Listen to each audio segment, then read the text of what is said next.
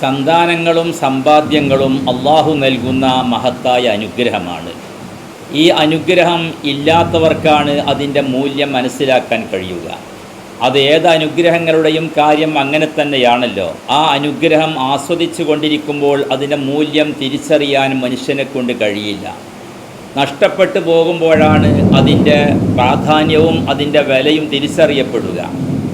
എന്നാൽ മക്കളും അതേപോലെ സമ്പാദ്യങ്ങളുമെല്ലാം ഒരു അനുഗ്രഹമായിട്ട് മാറണമെങ്കിൽ അല്ലാഹു തആലയെ ആരാധിക്കുന്നതിനും അല്ലാഹു തആലയെ ഓർക്കുന്നതിനും അത് തടസ്സമായി മാറിക്കൂടാ. നേരെ മറിച്ച് ഒരാളെ സമ്പാദ്യങ്ങളും സന്താനങ്ങളും അള്ളാഹുവിനെ ആരാധന ചെയ്യുന്നതിൽ നിന്നും അള്ളാഹിനെ ഓർക്കുന്നതിൽ നിന്നും തടസ്സം സൃഷ്ടിക്കുകയാണെങ്കിൽ അതൊരിക്കലും അനുഗ്രഹമല്ല. അള്ളാഹു വിശുദ്ധമായ ഖുർആനിൽ പറയുന്നുണ്ട്, ഇന്നമാ അംവാലുക്കും വഔലാദുക്കും ഫിത്ന വല്ലാഹു ഇൻദഹു അജ്റുൻ അളീം. നിങ്ങളെ സന്താനങ്ങളും സമ്പാദ്യങ്ങളും ഒരു പരീക്ഷണമാണ്. അള്ളാഹുവിൻ്റെ അടുത്ത് വലിയ പ്രതിഫലമുണ്ട്. എന്താ അള്ളാഹ് പരീക്ഷിക്കുന്നതെന്നോ, ഈ സന്താനങ്ങളും സമ്പാദ്യങ്ങളും അവൻ അല്ലാഹു തആലാക്ക് ആരാധിക്കുന്നിടത്ത് തടസ്സമായിട്ട് മാറുന്നുണ്ടോ? സ്വന്തം സന്താനങ്ങളുടെയും സമ്പാദ്യങ്ങളുടെയും താല്പര്യത്തിനാണോ അല്ലാഹു തആലാന്റെ താല്പര്യത്തിനേക്കാൾ പ്രാധാന്യം കൽപ്പിക്കുന്നത്? ഇത് അല്ലാഹു തആല നോക്കിക്കൊണ്ടിരിക്കുകയാണ്. അങ്ങനെ അവരുടെ കുടുംബങ്ങളോ സന്താനങ്ങളോ മറ്റോ അല്ലാഹു തആലയെ ഓർക്കുവാൻ തടസ്സമായിട്ട് മാറുന്നുവെങ്കിൽ അത്തരം കുടുംബക്കാരെ സംബന്ധിച്ചും അവൻ്റെ സന്താനങ്ങളെപ്പറ്റിയും അല്ലാഹു തആല പറഞ്ഞത് അത് നിങ്ങളെ ശത്രുവാണ് എന്നാണ്. യാ അയ്യുഹല്ലദീന ആമനു ഇന്ന മിൻ അസ്വാജിക്കും വ ഔലാദിക്കും അദുവല്ലക്കും ഫഹ്ദറൂഹും.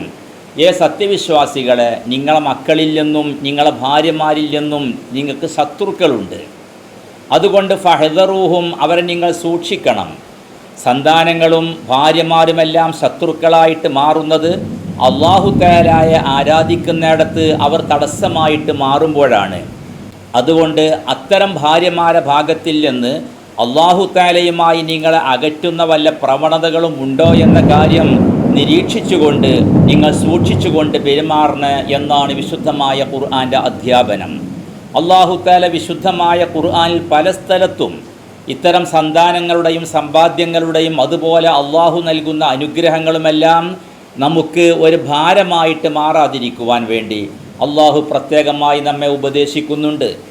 യാ അയ്യുഹല്ലദീന ആമനു ലാ തുൽഹിക്കും അംവാലുക്കും വലാ ഔലാദുക്കും അൻ ദിക്രില്ലാ വമൻ യഫ്അൽ ദാലിക ഫഉലൈക ഹുമുൽ ഖാസിറൂൻ.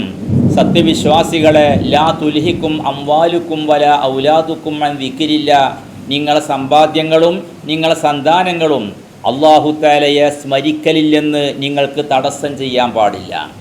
വമൻ യഫ്അൽ ദാലിക ഫഉലൈക ഹുമുൽ ഖാസിറൂൻ. അങ്ങനെ ആരെങ്കിലും ചെയ്യുകയാണെങ്കിൽ, തൻ്റെ മക്കൾ കാരണമായി, സന്താനങ്ങൾ കാരണമായി, തൻ്റെ കുടുംബം കാരണമായി അല്ലാഹു തആലാക്ക് ആരാധന ചെയ്യാൻ സമയമില്ലാതെ, അല്ലാഹുവിനെ ഓർക്കാൻ സമയമില്ലാതെ ഈ മക്കളിലും തൻ്റെ സമ്പാദ്യത്തിലും കുടുംബത്തിലും മാത്രം ചുറ്റിപ്പറ്റിയ ഒരാൾ കഴിയുകയാണെങ്കിൽ ഫഉലൈക ഹുമുൽ ഖാസിറൂൻ, അവർ പരാജിതരാണ് എന്ന് വിശുദ്ധമായ ഖുർആൻ നമ്മെ ഉത്ബോധിപ്പിക്കുകയാണ്. ചുരുക്കത്തിൽ അല്ലാഹു തആല നൽകുന്ന സന്താനങ്ങളെന്ന മഹാസൗഭാഗ്യം, അതുപോലെ സമ്പാദ്യമെന്ന മഹാസൗഭാഗ്യം, ഇതെല്ലാം അനുഗ്രഹമായിട്ട് മാറണമെങ്കിൽ അല്ലാഹു തആലയെ സ്മരിക്കുന്നതിൽ നിന്ന് ഇവ തടസ്സമായിട്ട് മാറാൻ പാടില്ല. അല്ലാഹു സുബ്ഹാനഹു വ തആല അവൻ നൽകിയ അനുഗ്രഹങ്ങളെ അവൻ്റെ പ്രീതിയിലും പൊരുത്തത്തിലുമായി ഉപയോഗപ്പെടുത്തുന്ന സ്വാലിഹീങ്ങളെ കൂട്ടത്തിൽ ഉൾപ്പെടുത്തി അനുഗ്രഹിക്കട്ടെ. വൽഹംദുലില്ലാഹി റബ്ബിൽ ആലമീൻ.